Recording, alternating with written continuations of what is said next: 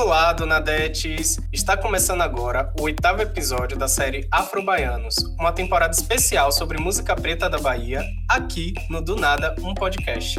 Eu sou Leandro Souza. E eu sou Mariana de Paula. E no episódio de hoje falaremos sobre o rap baiano, histórico e atualidade, onde apresentaremos os elementos identitários que tornaram este ritmo um fenômeno cultural de expressão política e afirmativa da juventude preta.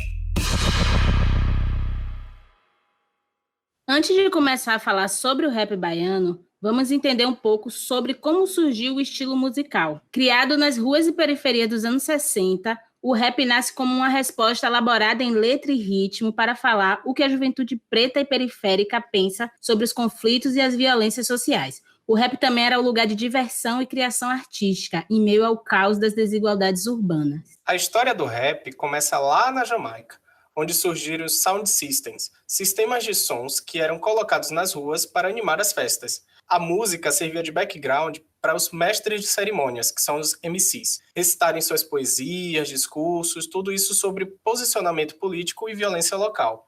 Além disso, esses MCs abordavam também assuntos mais amenos, como os relacionamentos amorosos e também pequenas desavenças que aconteciam entre os grupos. Devido ao aumento da imigração lá para os Estados Unidos, esses jovens jamaicanos deram continuidade a esses sound systems e lá em Nova York se transformou no estilo rap, que é o estilo que a gente conhece mais atualmente. Rap significa Rhythm and Poetry, ou seja, ritmo e poesia. Ele faz parte do movimento hip hop, que agrega tradicionalmente 4 elementos. O MC e o DJ, que são os 2 personagens que constituem o rap, o breakdance, que está relacionado à dança, e o grafite. Esses são os 4 elementos do hip hop. No Brasil, as primeiras manifestações de rap surgem por volta dos anos 80, na cidade de São Paulo, e mais especificamente aqui na Bahia, surge as primeiras manifestações do movimento hip-hop nos anos 90. Na Bahia, o rap ganhou um tempero especial, ou melhor dizendo, uma identidade local. Aqui, as batidas eletrônicas elas foram mixadas com a percussão, com samba reggae, com as sonoridades tocadas em terreiro e atualmente também com o pagodão. Vale a pena conhecer e escutar os grupos O Quadro, Quilombo Vivo, RBF,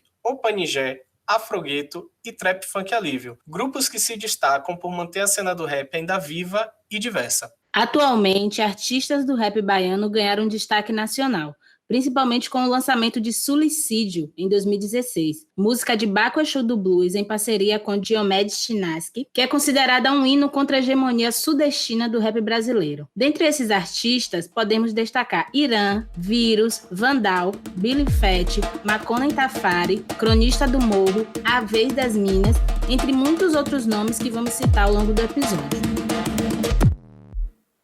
Bom, gente, hoje a gente está aqui com o Uau Cardoso, e ele é jornalista, podcaster, tem um podcast Reggae do Rap, um podcast sobre rap aqui de Salvador. Eu queria, Uau, que você se apresentasse um pouco pra gente. Olá, eu sou o Uau Cardoso, como foi apresentado aí, eu sou muita coisa, não sei por onde começar, mas acho que pro que interessa aqui, eu sou comunicador e sou MC de rap, faço rap desde 2013, fiz parte do grupo WWL Rap até 2019, desde então sigo carreira solo, e em 2020 eu lancei o meu podcast, o Reggae de Rap, que é um podcast onde eu falo sobre a cena soteropolitana, na verdade de Salvador e região metropolitana, do rap, né? Esse podcast foi o meu projeto de TCC, eu estava me formando em comunicação social pela UFBA. Em resumo é isso, eu resolvi fazer um podcast para contar mesmo essa história. A primeira temporada é bem nessa pegada histórica mesmo, contando a história do rap daqui de Salvador. Antes da gente entrar propriamente no assunto do seu podcast, me conta mais como você começou, como se iniciou sua relação com o movimento hip hop, quais foram os seus primeiros contatos com rap? Então, os meus primeiros contatos com o rap, eu ainda não sabia que eu estava tendo contato com rap. Aqui em casa apareceu, não sei de onde, nunca soube, meu sonho é saber de onde apareceu, mas apareceu um DVD de Marcelo D2. Eu tenho até hoje aqui um DVD original, não sei de onde surgiu aqui em casa, mas eu sei que um belo dia eu estava limpando a casa, eu pequeno, guri, coisa de, 11 anos, 10 anos. Eu achei esse DVD e resolvi colocar para ver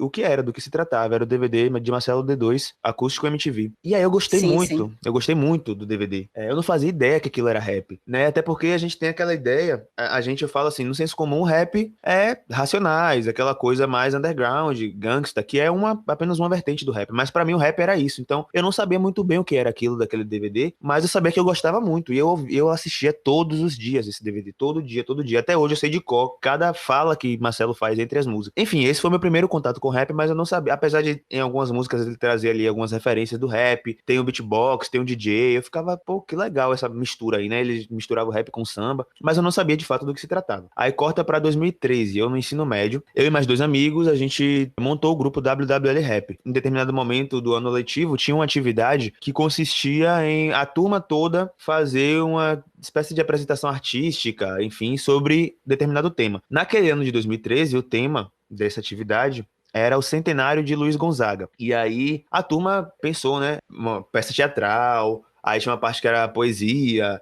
tinha uma parte que era apresentação mesmo e tal. Só que a gente não era lá muito comprometido, né? Eu e Lucas, o Wesley era de outra turma. Eu e Lucas, a gente não era lá muito alunos exemplares, digamos assim. Lucas já, ao contrário de mim, Lucas já ouvia rap, já sabia o que era rap, já familiarizava, já ouvia rap local, inclusive, já ia para eventos. Então ele já sabia mais ou menos o que era rap. E aí a gente brincava de ficar rimando, porque apesar de eu não saber exatamente do que se tratava o rap, eu meio que levava jeito para rimar, para improvisar. Eu conseguia encaixar umas rimas e a gente ficava brincando disso. E aí o pessoal via isso, e aí falou, vocês fazem uma música e apresentam no dia, só para vocês participarem da atividade.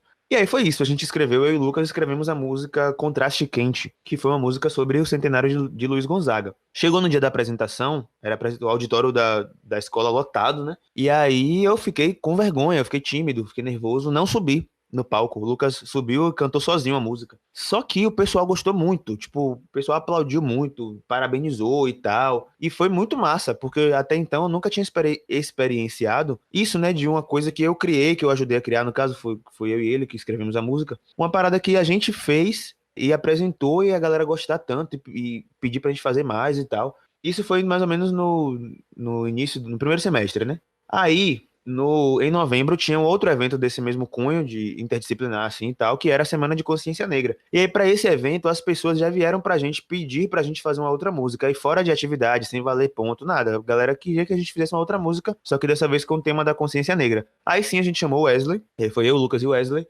A gente escreveu uma outra música que foi Ainda Existe Escravidão, já no objetivo de apresentar. Dessa vez, né? Então a gente escreveu, ensaiou. Dessa vez sim, subimos nós três no palco, apresentamos, e aí mais uma vez a galera gostou muito, inclusive nossos professores de história. Foi uma experiência muito boa, assim. E aí a gente saiu desse dia em êxtase. A gente falou, velho, é isso que a gente quer, é massa, a gente leva jeito, pelo visto, a galera gosta. Vamos levar isso a sério. Enfim, o WWL Rap foi muito importante, foi esse, assim, o meu primeiro contato, digamos assim, com o rap, com a cena hip hop. Que massa, né? O rap surgiu na sua vida e você É, aceitou. sim, ele se botou assim. Na sua trajetória de estudante de jornalismo, você já tinha essa ideia de estudar o rap, de falar sobre rap? Sim, sim. Na verdade, assim, eu não cursei jornalismo, eu cursei comunicação social com habilitação em produção cultural, lá na UFBA. Ah, você é meu colega, que eu também fiz produção cultural. Aliás, nós três do Nada, a gente fez produção cultural. Ah, que chique. E você sabe mais ou menos, né, que tem muita matéria em comum, tem muita coisa em comum. Mas eu entrei para fazer produção. Desde no primeiro semestre, na primeira atividade, eu tenho essa atividade até hoje, a minha primeira atividade, que foi da disciplina de políticas culturais, eu já quis falar sobre hip hop. Então, em todas as minhas atividades foram sobre hip hop. Na matéria de Léo, do terceiro semestre, né, a oficina de produção cultural, onde Sim. a gente produz um evento, consegui convencer a turma a gente fazer um evento de hip hop, que foi o quadro Hip Hop. Então, toda a minha trajetória na Facom, tudo que eu podia eu incluía o rap de alguma forma. Então eu meio que já sabia desde o começo que o meu TCC seria de algo voltado pro hip hop. Só que aí, o que acontece? No meio desse trajetória aí, fui selecionado para participar de uma espécie de imersão, a jornada de jornalismo lá em São Paulo. Eu fiquei, acho que foram 9, 10 dias lá. Foi uma jornada intensivona, assim, de jornalismo, com vários grandes nomes do jornalismo e grandes nomes, assim, da comunicação. Teve palestra com o Drauzio Varela, por exemplo. Enfim, foi uma atividade muito interessante. E aí, até esse momento, eu tinha uma resistência muito grande com podcast, porque eu falava, porra, como é que eu vou parar o que eu tô fazendo pra ouvir um negócio de 40, 50 minutos? Eu não tenho tempo pra isso. E aí lá foi onde eu entendi a potência do podcast e entendi que o grande diferencial do podcast é justamente nessa sociedade louca que a gente tem hoje em dia, a gente conseguir consumir o conteúdo que a gente tem interesse enquanto a gente faz outra coisa. E aí quando eu virei essa chave, quando eu entendi isso, eu falei, é isso. é disso que eu preciso na minha vida, porque eu tenho uma rotina muito corrida. Eu percebi que o podcast traz o formato do podcast, né? Proporciona temas muito específicos, temas que realmente a gente se interessa e que você não precisa, ao contrário de vídeos no YouTube, documentários, enfim, você não precisa parar o que você está fazendo para consumir aquele conteúdo. E além disso, tem uma coisa que eu gosto muito, e aí eu já trago para uma outra questão, né, das nossas origens mesmo, africanas, afrodiaspóricas, enfim, que é a questão da oralidade. Eu acredito muito na oralidade, eu gosto muito de ouvir, eu prefiro muito ouvir uma história do que ler uma história, sabe? Então juntou todas as coisas em que eu acredito e essa questão da disponibilidade do tempo de você ouvir enquanto faz alguma coisa, e eu fiquei muito fascinado pelo podcast e voltei nessa onda do podcast. Aí peguei a oficina de rádio lá na Facom e aí já experimentei o que eu posso dizer que foi um piloto do Reg de Rap, né? Porque e aí mais uma vez eu fiz um programa sobre o rap local, falando sobre artistas daqui da cena local. E aí quando eu peguei essa disciplina de oficina de rádio, eu já estava desenvolvendo o meu TCC, que até esse momento seria uma pesquisa, um TCC, uma monografia mesmo. Tem uma questão muito específica minha, que eu respeito muito, eu entendo a importância da academia, mas não é uma coisa que enche meus olhos, assim. Eu acho que o circuito acadêmico ele é muito fechado. E aí eu entendi que eu queria pesquisar sobre o rap soteropolitano, porque de fato carecia dessas fontes. Eu não conhecia antes da minha pesquisa, eu não sabia quem tinham sido os pioneiros, eu não sabia quem era César Maico, quem era Jorge Hilton, quem eram vários nomes que foram importantes para o rap local. E chegou um momento que eu entendi que se eu fizesse uma monografia com essa pesquisa bibliográfica, com as entrevistas e tal, mas se eu fizesse uma monografia apenas, esse conhecimento ia ficar restrito à academia, sabe? Ia ficar ali no circuito da academia, do repositório da UFBA e tal, naquela linguagem acadêmica ali do TCC, e não ia chegar a quem de fato eu quero que chegue, sabe? E é nisso que eu acredito. Eu acho que a academia tem que ser ferramenta, não tem que ser o fim. A gente tem que estar lá pra gente falar sobre o que importa pra gente e não pra ficar meio que pregando pra convertido. E aí foi nesse momento que eu entendi que eu tinha um caminho de fazer o que eu queria, que era estudar sobre o rap, trazer referências bibliográficas, teorizar sobre o rap, mas numa linguagem que não precisava ser uma linguagem acadêmica, uma linguagem inacessível. Eu poderia fazer isso numa linguagem que as pessoas que eu realmente queriam que entendessem aquilo, iriam entender. E o podcast me proporciona isso. Inclusive, se a pessoa for iletrada, né, for analfabeta, ela consegue ouvir o podcast e entender o que eu tô falando. Isso é fantástico, né? Porque eu acho que a nossa função enquanto pessoas que têm acesso à universidade, a estudos acadêmicos, é isso, é dar essa informação para quem não teve esse acesso, para poder apresentar isso para quem não teve esse acesso. Eu ouvindo seu podcast, eu adorei o formato de storytelling, que você vai contando ali a história. E eu participei muito do movimento hip hop nos anos 2000. E Sério? aí Muito legal. me lembrei de várias pessoas, conheço vários personagens que você trouxe e tudo mais. Eu queria que você falasse um pouco assim desse rap, a partir da sua pesquisa. O que é que você destaca? Quais artistas ou eventos que você destaca para o rap de Salvador desde os anos 90. Eu achei massa que você fez os episódios por década, assim, então tá bem dividido, sabe? Para quem não conhece, para aprender assim sobre a história do rap Salvador, tá muito interessante, tá muito legal. É isso, a escolha do formato vem muito porque eu também não conhecia a história, né? Então eu fui pesquisando e fui descobrindo muita coisa. E aí eu voltei, quando eu já estava me encaminhando para o final da pesquisa, assim, para partir para o roteiro do podcast em si, eu me perguntei assim, eu não conhecia. Se eu fosse ouvir um podcast sobre isso, como é que eu iria gostar que ele tivesse organizado para eu entender melhor? E aí eu achei que a melhor forma de organização era esse formato cronológico, né? Que era o formato que é um formato que a gente já está acostumado, para as informações não se confundirem também, porque é muita informação, são muitos personagens. Para destacar, assim, nossa, tem muita coisa, com certeza eu vou esquecer de algumas coisas, mas vamos lá. A maioria das coisas, principalmente dos 2 primeiros episódios, inclusive eu brinco na abertura do 3º episódio, que é quando eu finalmente começo a falar de coisas que eu vi e que eu vivi, que são os acontecimentos dos anos 2010, porque os anos 90 e os anos 2000 eu não vivi, eu não fazia parte do movimento hip hop, eu era uma criança, então foram coisas que eu estava descobrindo através da pesquisa, eu estava relatando a pesquisa que eu fiz, as entrevistas e tal. A partir dos anos 2010 eu realmente, algumas coisas eu precisei pesquisar ainda, mas a maioria das coisas eram coisas que eu tinha vivenciado, que eu estava falando ali com local de fala, digamos assim. Mas então, assim, o que eu posso destacar aqui que eu lembro, vamos lá, primeiro episódio, dos anos 90, o primeiro grupo de rap, né, o primeiro grupo. Antes de falar, na verdade, do rap soteropolitano, eu acho interessante que eu faça um resgate do movimento hip hop em si, como surgiu o hip hop, a gente se confunde. Muitos portais grandes, inclusive, ainda se referem à música como música hip hop como gênero musical. Então, antes de qualquer coisa, como a minha ideia com o reggae de rap era que qualquer pessoa que ouvisse aquilo ali entendesse o que é, pelo menos as noções básicas, né, do hip hop e do rap, começam antes de chegar no rap, e no rap soteropolitano eu faço uma espécie de retrospectiva e falo do hip hop. Então eu explico como surge o hip hop, o movimento hip hop, né? O hip hop é um movimento. Só fazendo um resumão aqui, o hip hop Sim, é sim, pode fazer.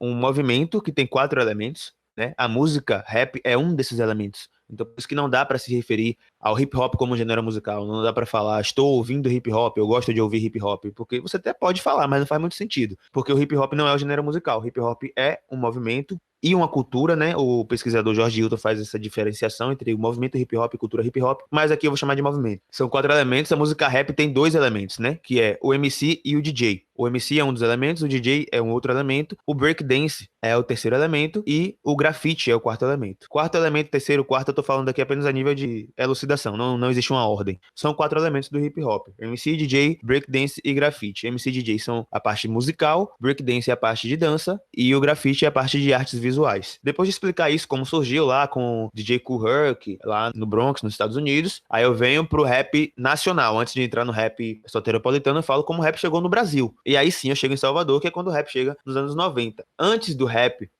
da música rap chegar em si, assim, com artistas, com grupos de rap aqui em Salvador, primeiro chega o breakdance. Então, rodas de breakdance, batalhas de breakdance, os rachas que rolavam na Praça Castro Alves, no passeio público. É assim que o hip hop chega aqui em Salvador, foi assim que chegou em São Paulo também. Geralmente, em todos os lugares chegava primeiro a dança e depois os próprios b-boys e b-girls, que são os dançarinos do breakdance, passavam a se tornar MCs, passavam a escrever músicas, compor músicas e se tornar também MCs. E foi assim que surgiu o primeiro grupo de rap aqui de Salvador, que era um grupo de dança, o Brexia, que se torna o Leões do Rap. Em 1991, salvo engano, o Leões do Rap surge como o primeiro grupo de rap de Salvador. Então acho que esse é um primeiro destaque interessante assim que eu trago no podcast, de qual foi o primeiro grupo de rap de Salvador, que eu jamais, nunca tinha ouvido falar nisso, mesmo eu faço rap desde 2013. Então de 2013 a 2020, que foi quando eu comecei a pesquisar, eu nunca tinha ouvido falar no Leões do Rap, no Brexia e nada disso. Então pude entrevistar César Maico, que é o fundador do Leões do Rap, que é o primeiro. Olha que honra, né? Eu consegui entrevistar para o meu podcast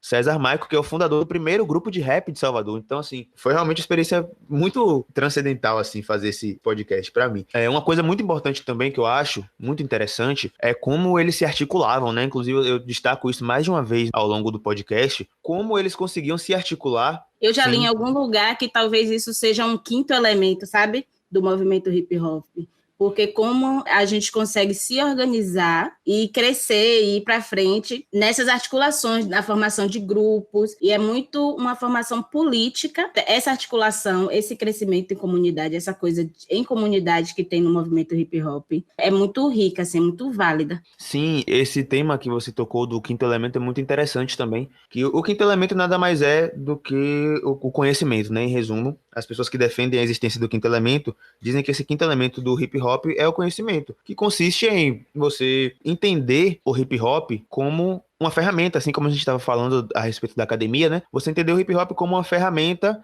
para a difusão do conhecimento, para você se fortalecer sua comunidade. Um fenômeno que começou a acontecer nos anos 2000, no final dos anos 90, início dos anos 2000, foram as posses. As posses nada mais eram do que a aplicação prática do quinto elemento. As posses eram grupos que surgiam no seio do hip hop, mas não eram formados apenas por artistas do hip hop. Então tinham artistas, MCs, grafiteiros, breakdancers, DJs, mas tinha também professores, tinha pesquisadores, tinha admiradores do rap, pessoas da sociedade civil, pessoas que se interessavam pelo rap. Esses grupos, essas posses se reuniam para debater assuntos relevantes ali para a comunidade. Então eles debatiam desde, sei lá, religião, sabe, temáticas assim que influenciavam no dia a dia deles. Então debatia religião, debatia racismo, violência policial, e a partir disso, desses debates, dessas rodas de conversa, eles proporcionavam eventos, proporcionavam ações práticas para que a comunidade também entendesse aquelas coisas que eles estavam debatendo ali. Então eles debatiam inclusive para a comunidade a importância da cultura, né? A importância, sei lá, dos cabelos Black Power, por exemplo, que era a febre naquela época. Entender que aquilo não era apenas uma manifestação estética. Então, as posses, na minha visão, são a aplicação prática desse quinto elemento do hip hop, que é o conhecimento. É você pegar aquilo que está sendo debatido e trazer de volta para sua comunidade. Então, as posses cansaram de organizar eventos, mutirões, eventos culturais, e aí esses eventos culturais não ficavam restritos ao hip hop, né? Tinha aula de capoeira, tinha aula de cidadania, mostrar que o hip hop, para além da música, para além do grafite na parede, para além da dança, tem uma pegada, tem um compromisso, né? Tem um compromisso, como dizia Sabotagem, né? O rap é compromisso. E aí, essa questão da articulação, eu trago muito falando sobre essas posses. Foram diversas posses, a primeira delas foi a posse Ori, aqui em Salvador. E aí, a partir da posse Ori, surgiram diversas outras posses aqui em Salvador também, região metropolitana, e também no interior da Bahia. E essas posses faziam esse tipo de debate, esse tipo de articulação que eu tô falando. Depois da posse Ori, surgiu uma espécie de... Uma espécie não, era uma rede, né? Tanto que o nome era Rede AE. Essa rede conectava as posses entre si, então já é uma articulação um pouco maior, isso aí já nos anos 2000, no meados dos anos 2000. A comunicação já era um pouco mais facilitada em relação aos anos 90, né? Já tinha ali meio que, mesmo que engatinhando, mas já existia internet, já existia o e-mail, o telefone celular já era um pouquinho mais avançado. E aí conseguia-se fazer essas articulações entre a capital e o interior. Nessa pegada surge em 2003 o primeiro encontro baiano de hip hop. É um marco muito interessante também, que eu conto essa história também no episódio 2, porque foi muito interessante, né? Porque por mais que o hip hop tivesse articulado aqui em Salvador, na capital, com a Posse Ori, com o início da Rede AE, esse movimento inicial do encontro baiano de hip hop não surge aqui da capital, ele vem do interior. Quem organizou o primeiro encontro baiano de hip hop foi o movimento hip hop de Itapetinga. E o primeiro encontro baiano aconteceu lá. O pessoal daqui de Salvador e de região metropolitana foi apenas convidado para participar do primeiro encontro lá. E as pessoas que participaram dizem que esse primeiro encontro baiano de hip hop foi super produtivo. Tão produtivo que o segundo encontro aconteceu no mesmo ano, acho que 5 meses depois, também em 2003. Já rolou o segundo encontro. E depois rolou um terceiro e último encontro no ano seguinte em Vitória da Conquista. Então isso mostra o quanto a cena era articulada, né? E tem uma espécie de documentário. É um vídeo documental no YouTube que é muito bom, eu recomendo a todo mundo assistir, todo mundo que se interessa, né, assistir, que é um vídeo com recortes, com trechos desse terceiro encontro baiano de hip hop. Infelizmente se perderam os registros do primeiro e do segundo encontros, mas esse do terceiro tem lá no YouTube, terceiro encontro baiano de hip hop, que foi em 2004, a Vitória da Conquista, e é possível ver vários nomes da cena, que estão na cena até hoje, ou que já se afastaram da cena, mas é muito bonito de ver como aquela articulação acontecia e como o Quinto Elemento estava ali de maneira prática acontecendo. Outro destaque interessante também, muito importante, são as rádios comunitárias. Eu lembrei aqui agora que as rádios comunitárias, não só aqui em Salvador, mas em todo o Brasil, tiveram um papel fundamental para o rap, para a difusão do rap nacional, né? Porque as rádios dos grandes conglomerados de comunicação, né, as rádios comerciais, não costumavam dar espaço para o rap, principalmente pelo fato de o rap ainda não ter alcançado um espaço no mainstream. Então o rap ainda era, não que hoje em dia não seja, né? Mas o rap ainda era muito mais um manifesto marginal mesmo, uma arte marginal, falava sobre crime explicitamente, né? Falava sobre questões da vivência da favela, traziam termos, gírias, palavrões muitas vezes. Não só por isso sabemos, mas também por isso as rádios comerciais meio que boicotavam o rap, mesmo sendo um movimento que estava em crescente expansão dentro das favelas. E aí, nesse sentido, as rádios comunitárias tiveram um papel muito importante para o rap, porque foram quem primeiro deu esse espaço, né? Então, nas rádios comunitárias era onde tocavam os raps feitos por artistas daquela comunidade, daquele bairro, e foi quem foi dando espaço para que esses artistas pudessem continuar fazendo a sua música e popularizando o seu trabalho. Então, as rádios comunitárias têm um papel fundamental no início da década de 2000 na difusão do rap local em todo o Brasil, e inclusive aqui em Salvador. Eu trago até um trecho de um documentário chamado Hip Hop com Dendê, de Fabiola Aquino.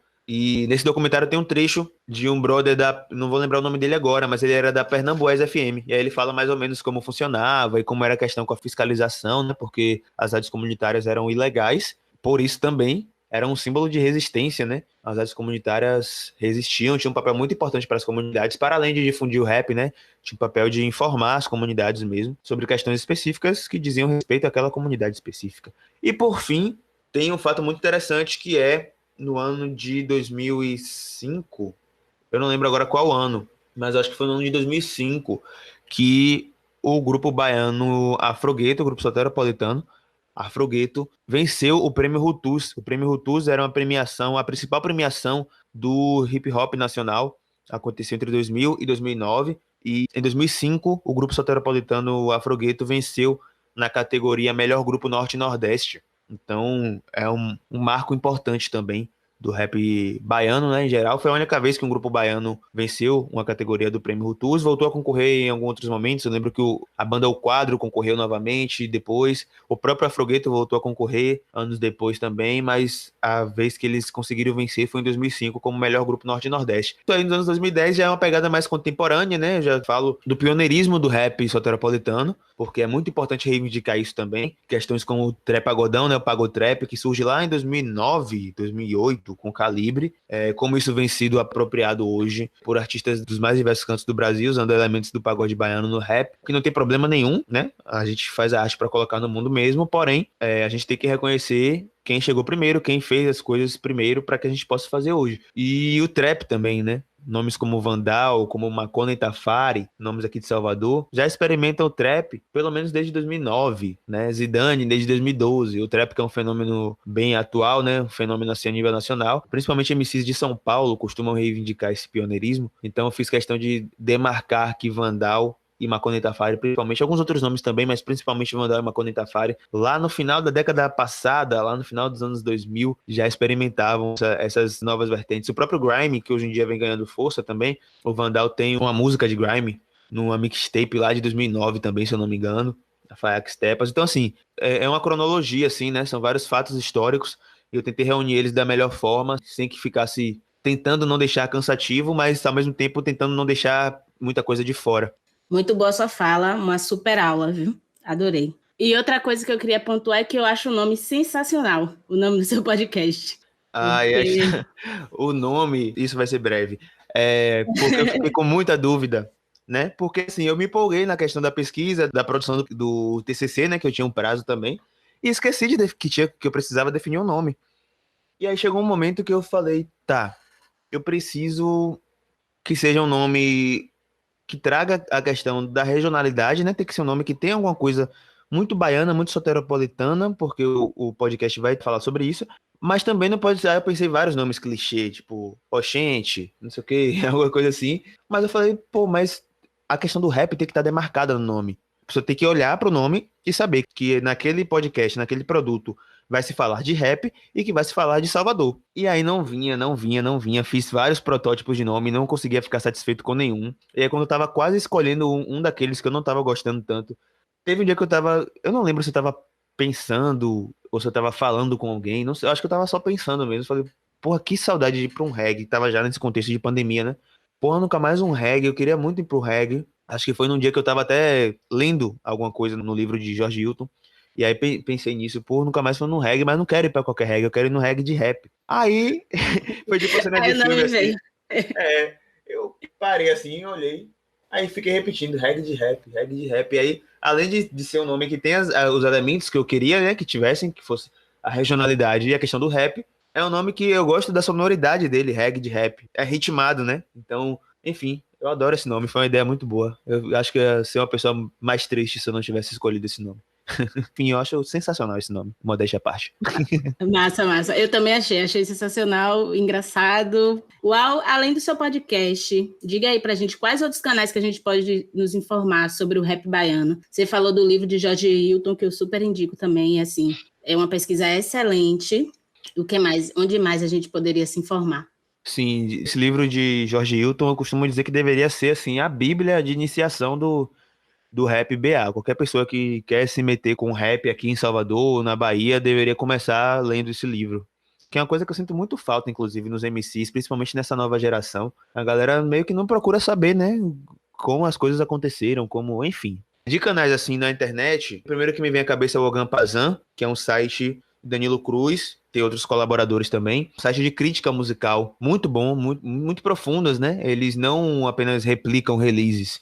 Textos no Ogampazan são textos muito qualificados, assim, com muita pesquisa, e eles também serviram bastante de fonte pro reggae de rap, principalmente nos episódios dos anos 2010. Tem o Rap 071, que é mais uma pegada de jornalismo, né? É um portal de notícias do rap Salvador e região, também muito importante, com um trabalho muito sério, Rap 071, tô sempre acompanhando lá. Tem o Vandalize no Instagram. Eles, na verdade, eles mudaram um pouco o foco deles, né? Agora eles falam também de pagode baiano, mas continua sendo um portal importante da música alternativa e do rap aqui de Salvador. Tem o Se Ligue na Boca, não posso esquecer, @Se Ligue na Boca, que é do meu irmão HG e da minha parceira Daniele Campos.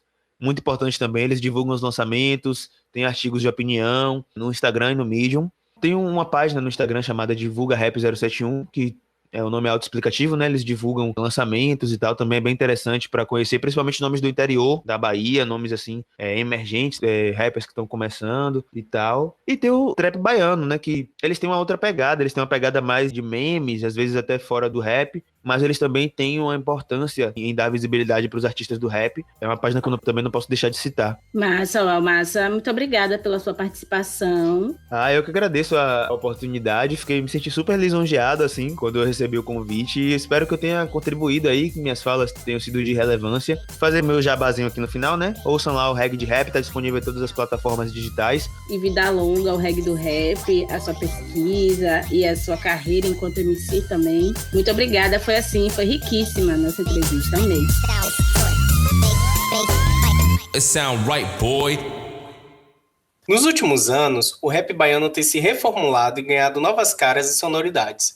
E quem vai trazer um ótimo exemplo disso é a nossa próxima convidada. Ela, que é nascida e criada no bairro de Cajazeiras, periferia de Salvador, surpreende pela sua autenticidade, talento e representação em cima dos palcos, pois ser mulher, preta, gorda, militante e ainda assumir o domínio do microfone num ambiente fortemente ocupado por homens não é para qualquer um, não é mesmo? O nome dela vocês já devem ter até ouvido por aí, Áurea Maria Lima, que não passa despercebida sempre que anuncia o nome artístico, Áurea Sem Miséria. Áurea, meu bem, seja muito bem-vindo ao Afrobaianos, aqui no nosso Do Nada, um podcast. E para começo de conversa, eu já vou te pedir para que se apresente um pouco para a gente e também conte como se deu essa sua aproximação com a música. Oi, meu nome é Áurea Sem Miséria, mais conhecida como a Carreta da 11, eu tenho 23 anos, sou moradora de Salvador, Bahia, né? Essa cidade maravilhosa. E a minha aproximação na música começou quando eu era pequena, eu cantava na igreja. Daí, com o passar dos anos, eu comecei a ter acesso a outros meios, mesmo dentro da igreja, sabe? E foi de lá que eu conheci o rap. Depois de uns anos eu saí da igreja e fui direto para os rolês de rap, né? Fui direto para esse meio.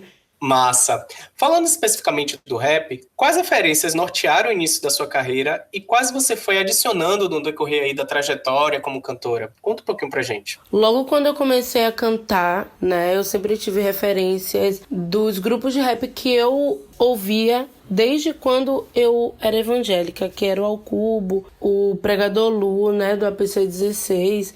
Aí com o tempo eu fui conhecendo grupos locais, né, daqui de Salvador e tal, e aí eu acabei conhecendo o grupo Saca Só, que é o Toma Conta, do estilo solto, e é muito louco pra mim, porque hoje eu tenho acesso aos caras, os caras são meus amigos, sabe, e foram as minhas primeiras referências, assim, de rap local mesmo, sabe, falando de Bahia. Mas, obviamente, eu tenho referência em Lady Lexu, tenho muita referência em Lady Chan, que são duas MCs de grime maravilhosas. Tenho muita referência também nas minhas amigas que estão ao meu redor, tá ligado? Nas mulheres da cena de Salvador. E é isso.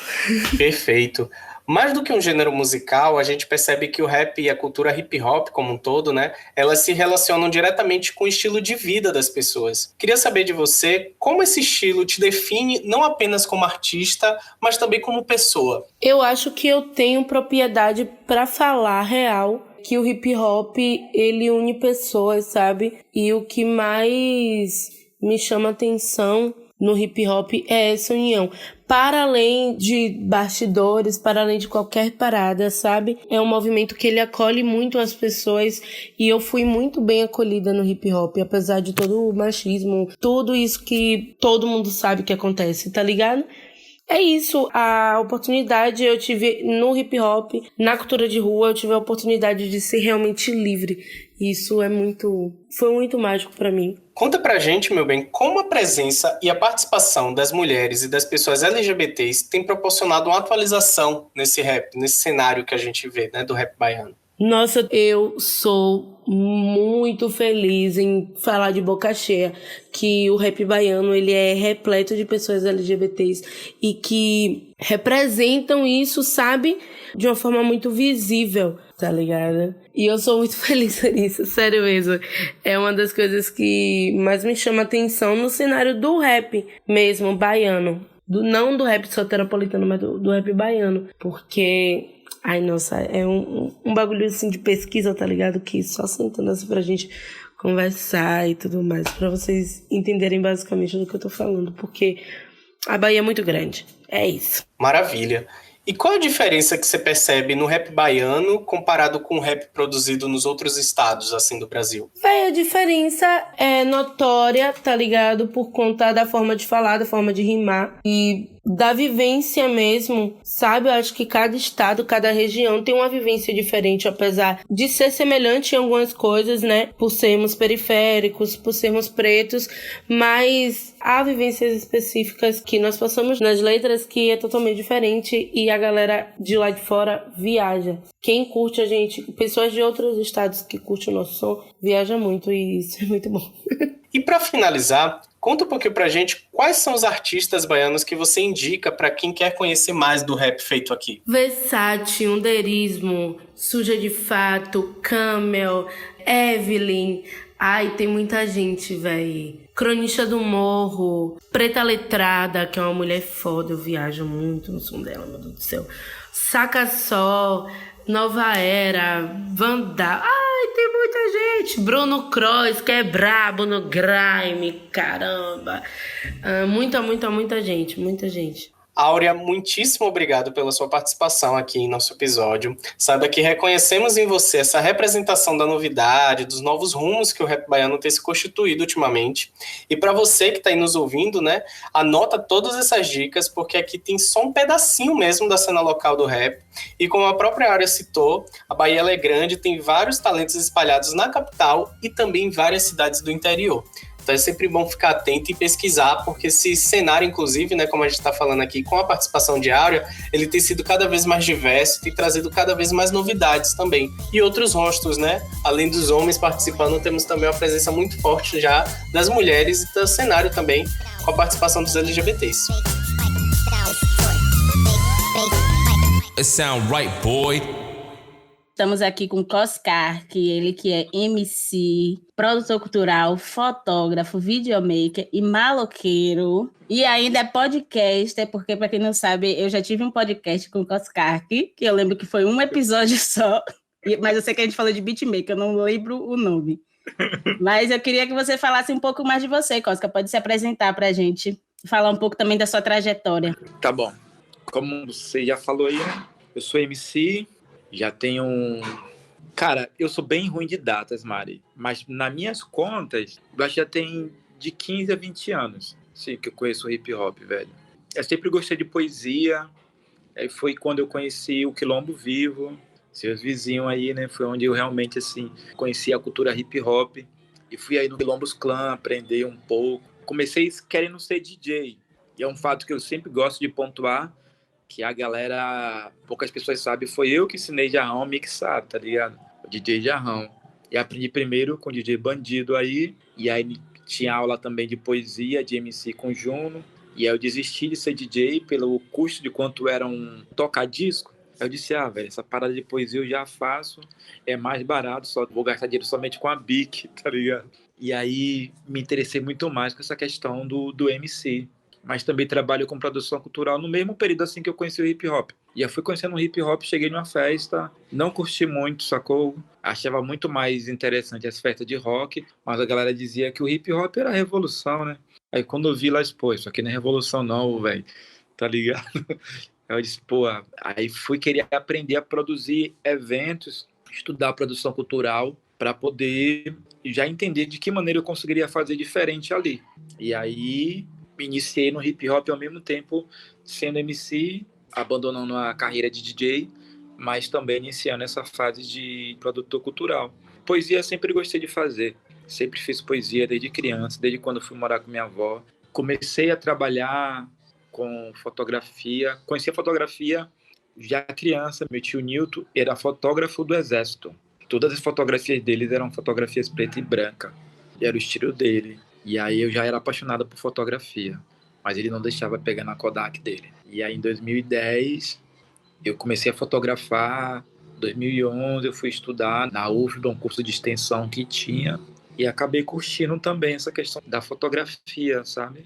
E hoje basicamente estou me dedicando à minha produtora, que é a Califa, né? Sou sócio fundador dela, junto com a Pedra Barbosa, uma produtora voltada para a cultura urbana e a cultura hip hop. É como você falou, e maloqueiro, sabe? Maloqueiro sempre, né? Eu gosto muito de pontuar isso, porque às vezes as pessoas falam dos títulos, sabe? Eu sou formado, não sei o que, não sei o que, não sei o que. Esquece da própria essência. E aí eu gosto sempre de me pensar, velho, sou maloqueiro e tenho essas habilidades aqui.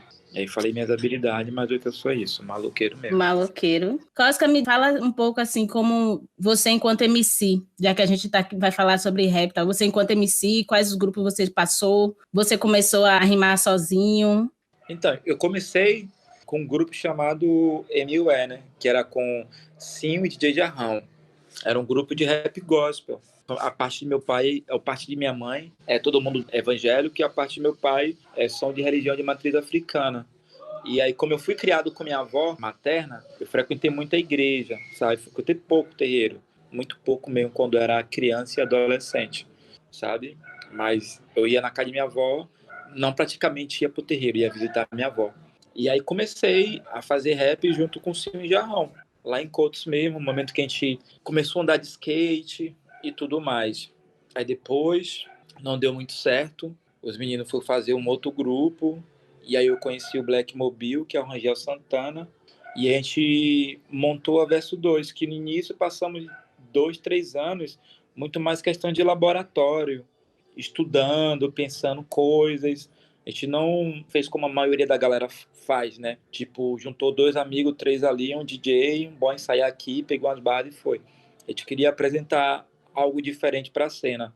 E naquela época a gente conseguiu fazer muito bem, sabe? Lembro que quando a gente lança o Segredo da Harmonia, praticamente foi quando o Brasil percebeu que tinha hip hop aqui em Salvador, tinha hip hop na Bahia. Até hoje, particularmente, eu acho um dos melhores videoclipes que a Bahia já produziu. Muito bem feito, com a equipe do Felipe Franca ali, de uma grana que a gente tinha ido tocar com o Mano Brown, Rap and Hood lá em Brasília. A gente pegou toda essa grana, investiu no audiovisual, e para aquela época não se tinha um videoclipe como O Segredo da Harmonia, sabe? Se você pega hoje para assistir, você olha assim, fora eu que era bem mais magro do que eu sou, você vai dizer que tipo que o clipe foi feito hoje, sabe?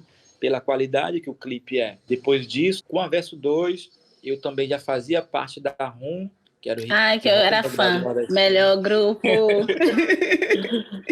E era esse grupo, velho, que também durou muito pouco tempo, mas envolveu, assim, uma leva de uma galera da cidade que se apaixonou pela proposta, né? Eu costumo dizer que é o que o anderismo faz hoje, né? Pegou umas cabeças ali que pensava todo mundo diferente e, ao mesmo tempo, tem uma sintonia de amizade e de pensamento também iguais, e fizeram um grupo. E aí funcionou muito bem, velho, sabe? Muito, muito, muito bem. E como você falou aí, uma galera curtia, né? Você curtia. Eu curtia muito. Eu fiquei assim, ai, velho. Porque eu acho que tinha isso, né? Eu acho que todo mundo já tinha várias ideias. Eram pessoas massa que já estavam fazendo os corres separados, tinha Diego e tal, você. E aí juntou para fazer essa coisa que era diferente, né? Era meio improviso e era natural, o som saía de forma natural. O que era... você falou. Sim, fala. Foi um ponto crucial. Eu e o Diego andavam muito junto, né? Diego também era Cidade Baixa. E aí, velho, todo lugar que a gente ia, a galera só convidava a gente pra poder fazer freestyle, sacou? Todo lugar a gente tava, mas todo lugar, tipo, Diego, Costa tá aí, Spock tá aí, sobe aí pra fazer um freestyle. Depois passou um estágio que a galera botava nosso nome no flyer pra poder fazer freestyle. E aí, tipo, a galera achava que seria um show da gente. Não que um freestyle não deixe de ser um show, mas de músicas escritas, né? E nós íamos pra poder fazer freestyle, velho. Começo de show, freestyle. Intervalo de uma banda, freestyle. Encerramento de show, freestyle, sabe? E aí, quando a gente traz a RUM, já era era essa galera que já tava no rolê. Eu, Diego, Spock, Betinho, Alien. Velho, era muita gente, velho. Era muito. Chega um tempo também que o próprio Galf queria fazer parte. Era tipo Tem Clã, tinha gente pra caralho. E aí Vocês se juntaram ali, né? E era divertido, porque como você falou, a música era um prazer mesmo a gente fazer. Tipo, não tinha o que a gente pensou de planejamento, não tinha nada de tipo, isso aqui vai ser midiático, isso aqui. Não existia isso. Juntava eu, praticamente suas cabeças era eu, Spock e Diego, né? As pessoas que encabeçavam a RUM. E aí a gente sentava para produzir a maioria das músicas, porque eu e o Diego eram os beatmakers, Spock era o cara que era focado ali na canetada. Para mim, o maior letrista do hip hop da Bahia. Para mim também é o maior MC, sabe? Tipo assim, eu faço parte de uma geração que viu a primeira geração do hip hop na Bahia, então eu tava ali no meio, fui essa geração do meio e tô vendo uma geração nova agora. E então posso dizer que todas as gerações do hip hop na Bahia eu vi, as coisas boas e as coisas ruins. E ainda não vi ninguém tão fantástico quanto Spock, sabe? Sim. É real, assim. Ainda não vi. Muita gente talentosa, porém igual a Spock, velho. Era sinistro. Então, ele era o cara que fazia eu e Diego dizer, mano, o beat tá foda, mas a gente vai ter que botar pra fuder na escrita aqui também, tá ligado? Porque quando o sábio chegar aqui, o sábio vai botar a gente no bolso. Então ele ditava um nível na gente muito bom. Spock era a régua, sacou? Tipo, mano, se não tiver nesse nível aqui, o bagulho não tá bom. E, tipo, nunca tava, porque ninguém chegava perto dele. Cara, monstro. É foda, né? Ele é foda. Mas aí, você comentou da Versus 2 também, Cosca. Uma coisa que eu achava massa na Versus 2 era essa produção que já tinha, né? Vocês Sim. pensavam muito na profissionalização mesmo do rolê. Tanto na profissionalização de vocês, enquanto grupo, e ainda tinha as festas que, de certa forma, você participava também, tinham Fora de Órbita, que o Bob organizava e tal. Então, isso deu uma base, assim, para se consolidar o rap, né? Sim, que é o que não tinha na RUM, sabe? O RUM era muito rua, era muito freestyle. O que tem para hoje, a gente vai. Se não tem, de boa. Já a Verso 2, ela já vem com a outra proposta. Eu já trago essa bagagem, o Mobinho já traz muita coisa também do Testemunhos, velho. Existe um mercado aqui, vamos pensar de uma forma diferente, uma forma mais focada naquilo que a gente consiga dar uma sustentabilidade. E aí eu acho que a gente uniu as duas coisas. Eu e Rangel somos muito diferentes, pensamos muito diferente, tanto fisicamente como forma de pensar, de enxergar o mundo, mas o próprio nome vem disso, da dualidade, entendeu? É o mesmo assunto, é um acontecimento do mundo, mas precisa ter duas visões.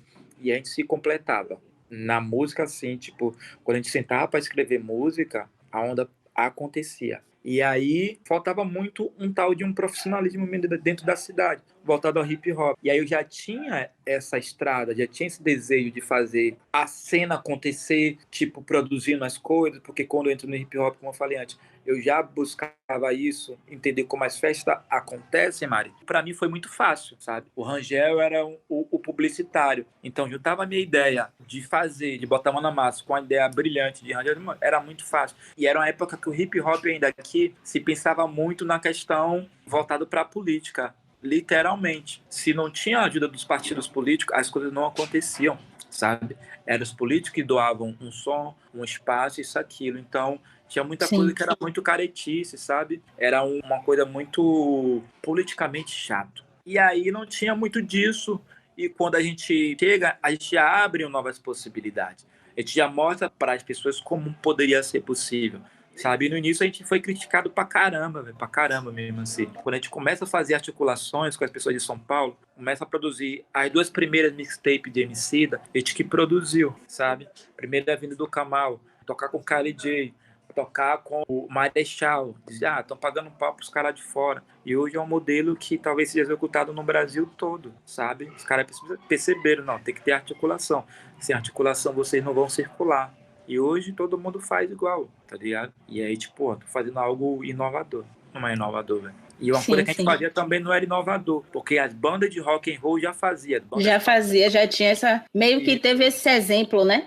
É. Até que vocês transitavam também ali pelo rock e tal, tanto o Rangel quanto você. Sempre tivemos, assim, essa ligação com a galera do rock, a galera do punk, sabe? Na verdade, foi o primeiro público a gostar da Verso 2. A primeira leva de pessoas assim, de ouvintes, porra, isso aqui é massa. Já tinha sujeira lá do Rangel, porque o Rangel já foi punk, né? É punk, na verdade. Então ele já trazia elementos da cultura punk ali. Então, quando eu conheço o Finho, conheço o Robson Velho, na Lupe, o Fabiano, E os caras despertam isso em mim, porque até antes era uma cultura que eu só via nos filmes. E uma cultura distorcida, sabe, pelos filmes de Hollywood. Então, quando eu começo a entender o ideal punk em si só, eu disse, porra, mano, a gente é isso mesmo, a gente faz por nós mesmos, sabe?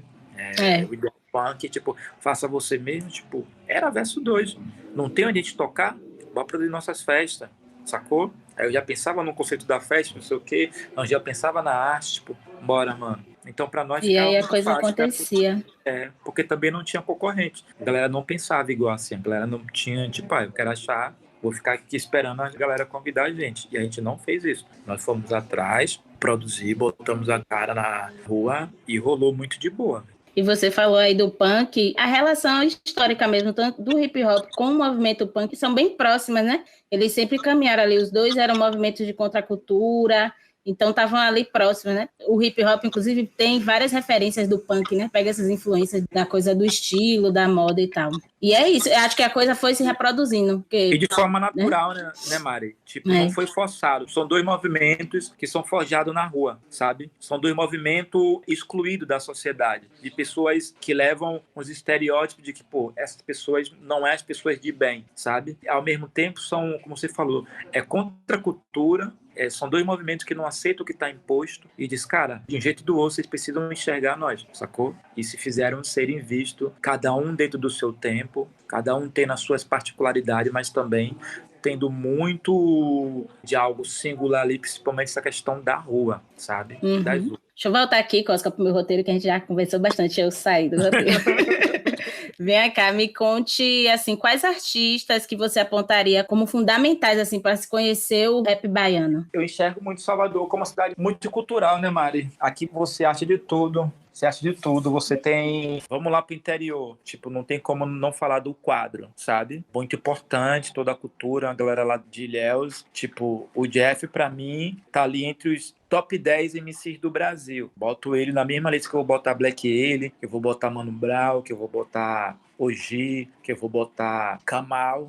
Ele tá ali entre os 10. Eu vou botar também aqui o Nego Júnior, que é do Quilombo Vivo, pra mim também um dos melhores MCs, tipo, o meu professor diretão assim, sabe? A pessoa que me fez rimar, dizer, pô, eu quero fazer isso, foi o Kamal. Mas a experiência de ouvir assim, pessoalmente, foi o Júnior, sabe? Então, é impossível, assim, eu negar o Júnior, não reconhecer o Júnior, sabe? Cara, vou pegar ali o Dundum, do Opanigé, que é um cara também que, tipo... dentro daquela leva que iniciou, o próprio George Wilton, por todo o lado intelectual dele, a força que ele tinha ali, né, de ser uma cabeça pensante ali mesmo, dentro do movimento. O próprio D-Mac, sabe, que pra mim é um dos MC mais brilhantes, assim, também. E, tipo, eu sempre digo, o Jeff e o D-Mac são duas pessoas que eu quero muito ainda fazer música, sacou? E aí, da minha geração, eu posso citar o Spock, Diego, como os dois, assim, mais talentosos que eu já vi em Mar, né? E tudo mais. E de hoje, cara, vamos pegar a galera do freestyle. Sempre fui muito apaixonado pelo MC Jimmy, que pra mim é o melhor MC que já passou pelo terceiro round, sabe? O cara que não teve muita mídia, assim, porque o terceiro round nunca teve essa questão de vídeo, de a gente querer botar na internet. Hoje que a gente tá pensando isso. Mas antes a gente queria muito presencial. Mas Jimmy, pra mim, foi o melhor de todos os MCs que passou lá, o mais completo. O Larício, sabe? Gostava muito do Bruno Suspeito quando rimava. Dessa geração que tá aí fazendo música mesmo, Jaya não tem como negar, Baco, Vandal, Cold, que é um menino novo que tá até na Califa também, a própria Noite tá aqui penteando meu cabelo, que é a primeira MC campeã do terceiro round, né? Com todos esses anos, quase 8 anos de terceiro round. Em fevereiro do ano passado, que a gente veio ter a primeira mulher campeã. Sim, essa sim. menina é muito braba. É massa, Cosca.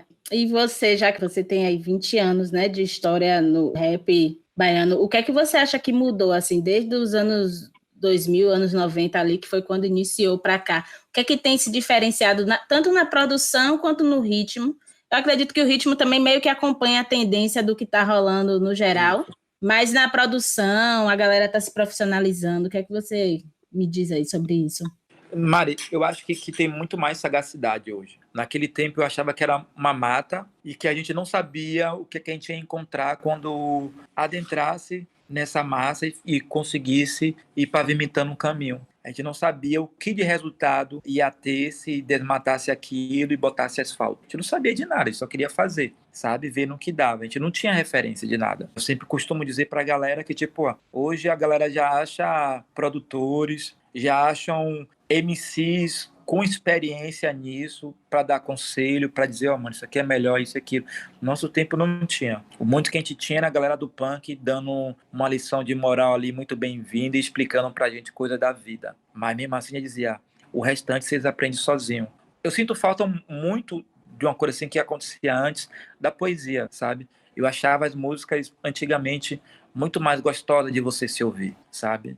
Tinha muito mais, acho que conteúdo ali, tinha muito mais uma questão de um cuidado na hora de escrever, mas eu também acho que faltava muita arte. Existia muito texto bom. Só que poucas MCs conseguiam colocar aquilo ali e transformar em música mesmo. Botar uns flows legal, pensar, pô, essa palavra aqui vai soar muito melhor aqui, e não só ir lá vomitando o que tava pensando e escreveu ali. Hoje, eu vejo que a nova geração tá pensando muito mais em música, sabe? Tipo, como é que isso aqui vai soar como música? E aí os resultados que eles conseguem ter é muito melhor, principalmente financeiramente. Eu acho que a principal diferença de uma geração para outra, para tentar resumir assim, é tecnologia. Uhum. É muito isso que você falou, né? Eu acho que antes era mais crua a coisa. Isso. Era mais... E hoje em dia já se constrói o som, já se pensa num conceito artístico do seu disco, do seu álbum, do seu EP, seja lá o que for. Isso E é bom também, isso né, Mari? é ótimo. Isso é bom, sabe? A gente que é mais velho fica meio saudosista, né? Eu fico meio saudosista, assim, da coisa mais naturalzona que aconteceu ali no improviso. Mas eu gosto também do que tá rolando hoje, porque, não sei, a gente dá para ver uma evolução massa, assim. Sim. E eu ver a galera trabalhando também, eu acho incrível. É, porque daí é negar a juventude, né? Porque no nosso tempo também, quando a gente falava as nossas coisas, para as pessoas que eram mais velhos que nós, era coisa de doido, sacou, velho? Já não fazia sentido para ele. Então tem muita coisa hoje que também não vai fazer muito sentido para nós. E aí muitas das vezes a gente também não quer se colocar naquele local de ouvinte. Mano, eu vou deixar... Acho que somos muito críticos, sabe? Do que ouvintes. E aí não vou deixar minha crítica do lado. Vou primeiro ouvir isso aqui. Se isso aqui me tocar, eu continuo. Se não, eu digo, pô, não bateu. Não vai rolar. De forma muito natural. Eu tenho gostado muito do que tem sido produzido, assim. Tem uma coisa muito fresh, assim, sabe? Tipo, é fresco, é novo, dá uma empolgação, assim. Apesar de ter essa dificuldade, às vezes, de entender, de achar que, será que eu gosto disso? Não sei se eu vou ficar conseguindo ouvir isso o tempo todo. Mas tem uma empolgação, tem a coisa da juventude mesmo, né? Sim, sim. Oscar, e venha cá, você, pensando na sua vida, no rap, nessa trajetória, quais foram, assim, os seus maiores aprendizados? O que é que você aprendeu? O que é que o rap te ofereceu? Mari, vou lhe dizer, eu tinha muito medo de chegar a 15 anos. Eu morava com minha avó e um dos meus maiores medos era fazer 15 anos. Eu conheci o hip hop por conta do movimento negro. Então, já começava a ler essa questão que a galera muito da nossa geração escutou falar de Marighella, ouvindo Mano Brown fazer uma música sobre ele. Eu ia para a Biblioteca Central, nos Barris, ler Pacto de Sangue, sacou? Dentro da Biblioteca Central, onde Frei Bento conta toda a trajetória dele com Marighella. Essa questão de negritude sempre fez parte de mim, entendeu? Se for parar para escutar o que eu escrevo, tanto de poesia como o que eu transformo em música, a questão da negritude ela está sempre presente, de forma muito natural, sabe? Até por ser um preto de periferia, né, e tudo mais isso. O que o hip hop de mais valioso me trouxe foi essa questão racial. Eu escutava falar sobre negritude com os tambores do Olodum. Uma vez um amigo veio falar, até um MC aí, sobre a questão da sanfona de Luiz Gonzaga, né? E como se o Nordeste fosse geral aquilo, cacto, seca e um monte de coisa. E Salvador é uma cidade litorânea, velho. Praias bonitas pra caralho. E a música de Luiz Gonzaga, apesar de ser muito linda, não me tocava, sabe? Assim, de eu me enxergar aqui naquelas músicas. Eu nunca me vi em Asa Branca, pegando minhas coisas e indo para São Paulo. Então, quando eu escutava o Olodum falar de Tutankhamon, eu disse, mano, quem é esse cara? Sabe? E não tinha internet, tinha que tentar correr atrás de escritos, chegar na biblioteca, perguntar Você assinava, perguntava o que você queria ler, eu dizia, eu quero que fale de tal pessoa aqui. Aí dizia qual sessão tinha, entendeu? E aí quando eu conheço o hip hop, eu vejo que é uma extensão de todo esse movimento. O que o samba reggae me trouxe, que depois eu consigo fazer esse último disco da Verso 2, esse conceito da trama dos tambores, baseado no livro da Goli Guerreiro, é sobre toda essa herança que o samba reggae me trouxe, de entender, pô, o que é negritude, sabe? E quando o hip hop, conheço o Quilombo Vivo, Júri Racional, o Era Negra, pra galera que achava que, tipo, que não existia grupo com mulheres cantando antes. Existia mulheres pra caramba, velho. Aline, Leia, mulheres maravilhosas, Jamile, Negramonde, várias meninas barril mesmo no mic e que batia de frente com a gente nas batalhas de freestyle. Tinha essas mulheres também já lá rimando e ganhando da gente de maneira muito fácil, velho. Então o hip hop sempre trouxe assim essa visão de me fazer entender eu como negro, sabe? Então para mim é a maior presente que o hip hop me trouxe, dizer, mano, você é isso, sabe? E você precisa entender que você é isso e não se envergonhar disso que você é. Sim, é como diz o Emicida, para mim aquela frase é perfeita, o hip hop salvou minha vida, e é verdade, salvou minha vida. Eu falo assim, o hip hop é a minha formação política, a minha formação enquanto pessoa, veio do hip hop, não tem outra escola. Justamente. Cosca, fala um pouco do seu projeto Potência da Margem, né, que tem essa ideia de profissionalizar alguns MCs, vocês selecionaram alguns MCs, né, para eles terem essa formação também da cadeia produtiva no geral, não só da arte dele, mas enquanto por trás da arte, né, o que tem ali da produção cultural mesmo. É isso. Esse é um projeto que, na verdade, não é meu, né? É do Terceiro Round, só que é uma extensão do Terceiro Round. Terceiro Round, a Potência da Margem, que foi pensado primeiramente assim comigo e com a Pedra Barbosa, que é a minha sócia dentro da Califa, sabe? E a gente pensava assim, cara, a gente vê muitos talentos chegar no Terceiro Round, entendeu? Muito, muito, muito mesmo assim. Assim como a gente vê muitos talentos sumirem. Dentro desse processo, se a gente for parar para analisar assim, a grandiosidade do que é o Terceiro Round, a gente tem Baco do Blues, que dispensa apresentações, participando com a gente lá, iniciando seus primeiros passos dentro do hip hop. Temos o DJ Naicena, que hoje é na Chiesi. Depois, eu pesquisando e juntei com os amigos que são historiadores do hip hop também, descobrimos que ela, dentro do Terceiro Round, é a primeira mulher a ser DJ residencial de uma batalha de MCs mistas, sabe? Que não é uma batalha só de mulheres do mundo, entendeu? Então ela já carrega esse marco para a vida dela, no release dela. O Larício, primeiro campeão do Norte e Nordeste, campeão brasileiro, nacional, e batalha de freestyle. Temos Black, o MC mais novo a pisar no duelo de MC nacional, com 13 anos, recém-feito 13 anos. Tantos outros feitos, velho. Então a gente sempre se preocupa assim, poxa, por que não existe mais DJ na cena? Por que não existe mais Baco? Por que não existe mais Larícios, sabe? Então isso começou a mexer muito com nós, de tentarmos fazer uma entrega diferente, porque a gente percebeu que a galera tem o Terceiro Round como uma vitrine, eu quero chegar lá, quero aparecer. E a gente percebe isso, a gente tem noção disso, que esse evento é um evento que projeta os MCs. Se a gente for pegar assim, a maioria dos MCs que tem destaque e grupo no hip hop da Bahia, talvez só o quadro não passou pelo Terceiro Round. E não por força de vontade minha e desejo, mas é porque botou uma banda dentro do Terceiro Round. Mas se for pegar o restante aí, velho, todo mundo já passou, sabe? Se não passou, quer tá tocando no Terceiro Round.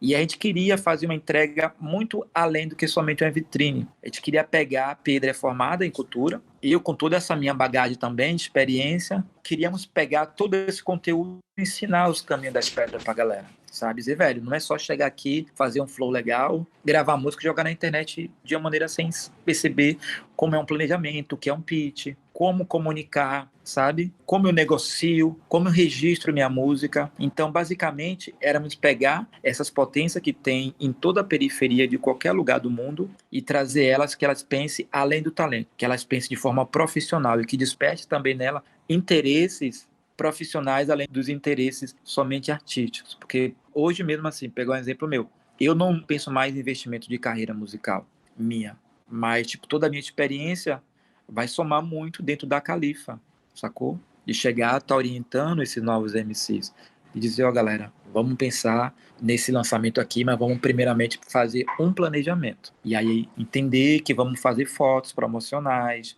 vamos precisar de uma maquiadora, vamos precisar de uma pessoa que possa ali vestir, que entenda de moda, sabe? Vamos, tipo, você fotografa, mas tipo, que tal a gente contratar um fotógrafo que tenha um outro olhar, que não seja um olhar tão viciante meu, como já é daquilo que eu já penso sempre. Vamos trazer uma outra pessoa aqui que consiga agregar uma outra linha de pensamento. E então, basicamente, é isso, é despertar nesses MCs um interesse que eles entendam como é a cadeia produtiva dentro da música. E Cosca, para a gente encerrar a nossa entrevista, minha última pergunta. A gente poderia ficar aqui falando horas, porque assunto não falta.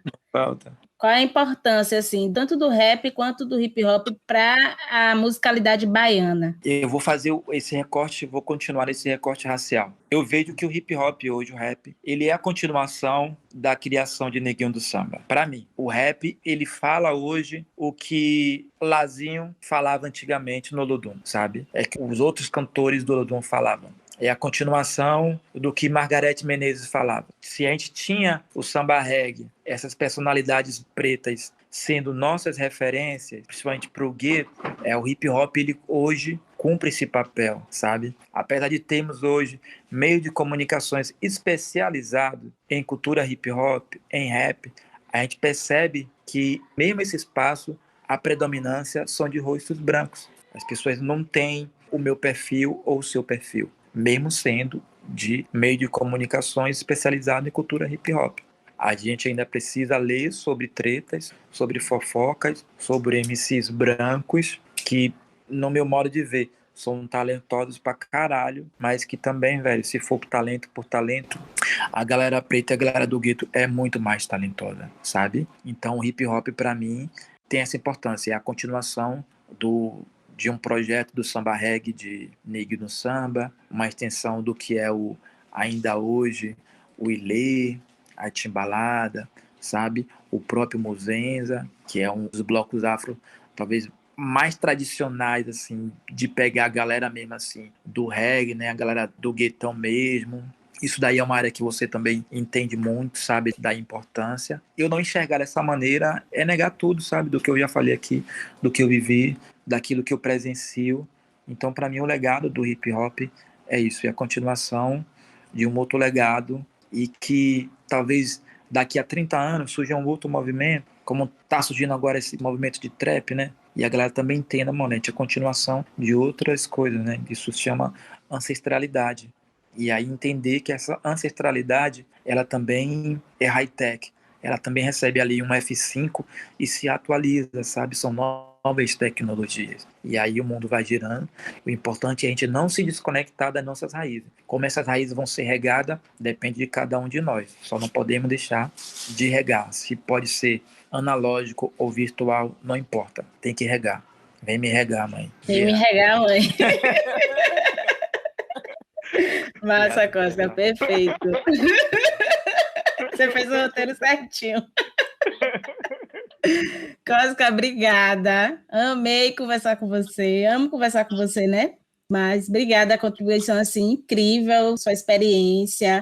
Ô Maria, eu que agradeço demais. Pensar assim, né? Tipo, eu acho que aquele primeiro podcast da Bahia tinha alguma coisa. Acho que era frequência modulada do nosso podcast. Acho que era, né?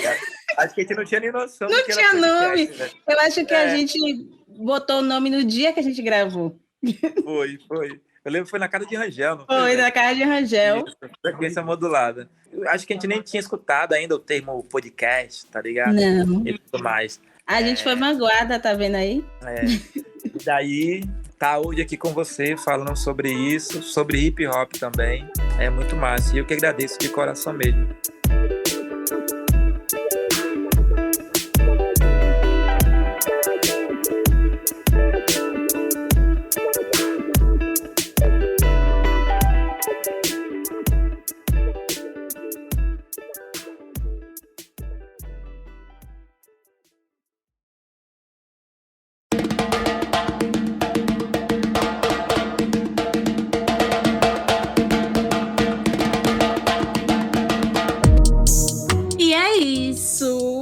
esse foi mais um episódio da série Afro-Baianos do Nada, um podcast.